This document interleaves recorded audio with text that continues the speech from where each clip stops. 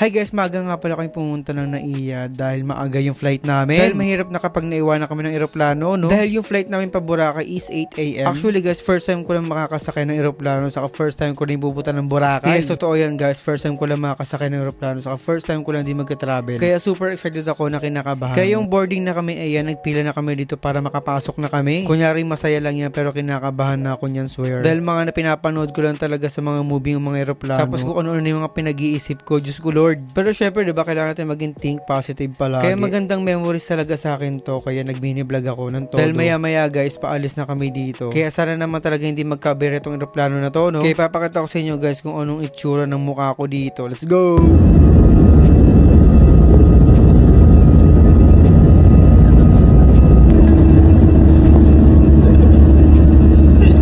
O diba, kitang-kita nyo naman yung itsura ko na kinakabahan talaga. Parang sumakay lang pala talaga ako ng space shuttle na doble-doble yung bilis. Grabe, dati pangarap ko lang to makasakay ng eroplano. Ngayon, Diyos ko Lord. Gaganda ng mga ulap o ang kakapal. Saglit lang din yung biyahe namin para mga 45 minutes lang. Then nasa Boracay ka na kaagad. And makikita kaagad dito guys, so kapag bababa na yung eroplano, kita na yung Boracay dito. So ganito ulit yung itsura ko guys.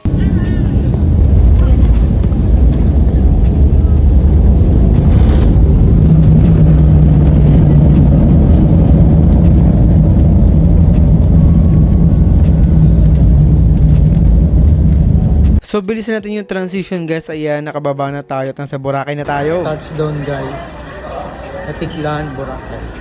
Malaking tulong din pala yung iPass kasi hindi ka na kailangan pumili dyan. Dahil tingnan nyo naman yung mga tao, diba, ang haba ng pila. Ika, may nagbayad na kami ng online para sa kailan ng tricycle. Wala ka nang babayaran dyan kasi papakita mo lang yung QR mo. Konti lang din naman yung difference guys kapag nagbayad ka ng online sa iPass. Ang kinaganda lang talaga nito, hindi ka na ma-hassle pa. Kumbaga, mag-diretso ka na pumunta. Kaya yung nasa port naman kami, ayan, kumain na muna kami dito sa Andox kasi hindi pa kami nakain ng lunch. Kahit almusal, hindi pa. Medyo na-disappoint lang ako sa chicken guys kasi parang ang kunat na talaga. Alam mo yun na kailang prito ganun na yung lasa, pero masarap naman. Pero, Diyos ko. So, yun, tapos na kami kumain guys, diba? Tingnan nyo naman ang haba pa rin ng pila dito sa port. Kaya hindi na kami pipila dyan kasi rerekta na kami sa iPass. Ipapakita mo lang talaga yung QR niyan. Pero kung ayaw mo ng iPass at gusto mo ng adventure, ayan, pumila ka ng mahaba dyan. Pero kung ayaw mo naman na ma-hassle na hindi ka napipila ng mahaba, mag-iPass ka na. Hindi na rin kami dyan nag-registration dahil guys, papasok na lang kami talaga dito sa may iPass para makasakay ka na ng boat. O diba, super bilis lang ng proseso natin dito. Nakakaramdam na rin ako ng pagod dito kasi guys, ang dami ng sakay. Ang pagkakalam ko kasi dati kapag nag-airplane ka na, sa Boracay ka na kagad. Pero hindi pa pala, mali. And kapag uwi ka naman guys, same lang naman yung gagawin mo. Wala ka na rin babayaran kapag pauwi ka. So ayan na guys, ayan, sasakay na ako ng boat. Diyos ko Lord. Kahit dito pa lang, linaw na ng tubig. Parang masarap na rin maligo dyan. Ayan yung seat namin guys, pang 40 saka 41. Pero nag-request kami kay kuya na pwede kami pumunta sa dulo para mas makita pa namin yung view. And 15 minutes lang din pala yung biyahe, napakabilis lang din pala. And kapag baba namin dito, meron kami nakitang beach show, napakaganda rin niya. And last na sasakyan namin pagdating ng port is magbabas kami. Then nagtanong lang kami dito guys kung saan naka-parking yung sasakyan namin. Tapos ipapakita lang namin yung QR dyan para makasakay na rin kami. Feeling ko yung travel time is parang 15 minutes at ibababa na kami sa tapat ng hotel namin. Pero hindi naman sa tapat mismo, maglalakad pa kami ng konti, mga 3 minutes lang naman. Dahil yung nakuha naming hotel nasa front beach kaya lang. Kapag gagala kami, hindi na kami maglalakad ng bongga. Yung nabook pala namin na hotel is yung